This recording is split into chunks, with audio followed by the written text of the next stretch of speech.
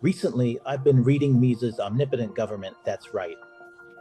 Before this live stream started, I thought of using one sentence to describe how people define an economist like Mises.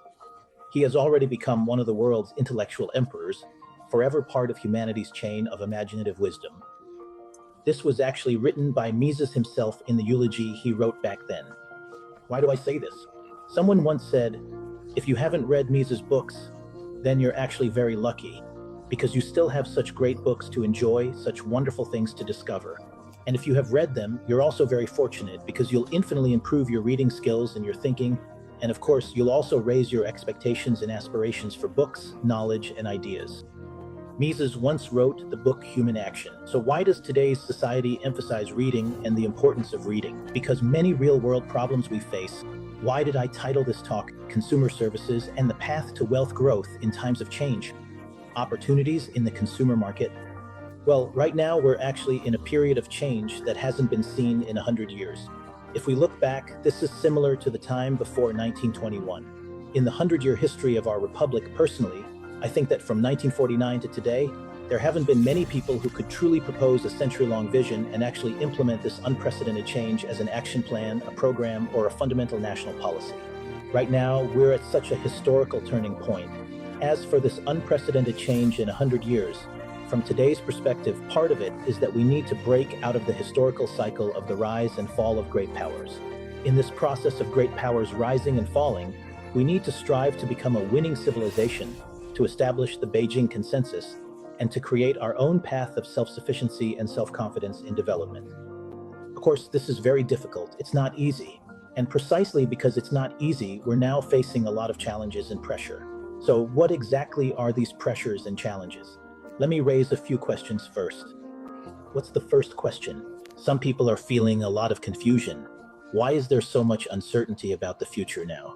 Or to put it another way, why, especially in the past 5 years, are so many people talking about lying flat or involution? What exactly do lying flat and involution mean? That's the first question. What's the second question? Well, in this era of lying flat and involution, as we face unprecedented changes not seen in 100 years, how do we address the issues of motivation and growth in our economic and social development, from individuals and businesses all the way up to the nation as a whole? So as a major country with lofty ambitions, how can we maintain a certain rate of growth and achieve these unprecedented changes, as well as carry out many of our planned social reforms? For example, as we've discussed before, when it comes to achieving common prosperity, how do we divide up this huge pie? How do we slice the pie, right? So what do these kinds of issues lead to? They prompt everyone, entrepreneurs, individuals, every single person, to observe and reflect on our society.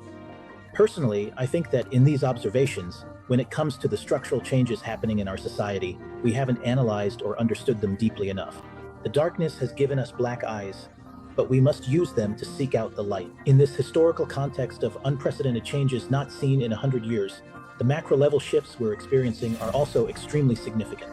Last year, I wrote an article where I described our modern society as being in an era of system reboot at this critical juncture of historical transformation. In the past, we lived in an era of mercantilism where efficiency was prioritized while considering fairness. But today, we may be entering a time where fairness comes first, with efficiency as a secondary concern. Our society is moving into a new era, a period of transition that advocates for fairness and justice, bringing new themes and opportunities. In this kind of environment, the country has made its declarations, policies have been laid out, and even our structures have been adjusted. Our roadmaps and action plans have also been arranged step by step. The long scroll of history is slowly unfolding before us. However, it seems that we haven't studied these matters thoroughly enough. Our summaries aren't deep enough, and our understanding isn't comprehensive enough. So, in the face of such major structural adjustments, changes not seen in 100 years, how do we, as a society, feel? Personally, and I think this applies to many entrepreneurs as well, what kind of feeling do we often have? It feels a bit overwhelming, honestly.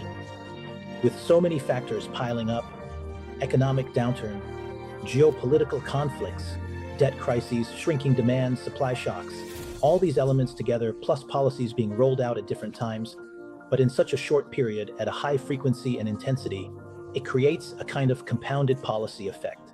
For us at this stage, it's brought about a relatively significant impact. It's as if the whole society has entered a kind of pendulum swing. Looking at the long term, I personally am optimistic and confident because the overall trend of social development is something that can't be reversed.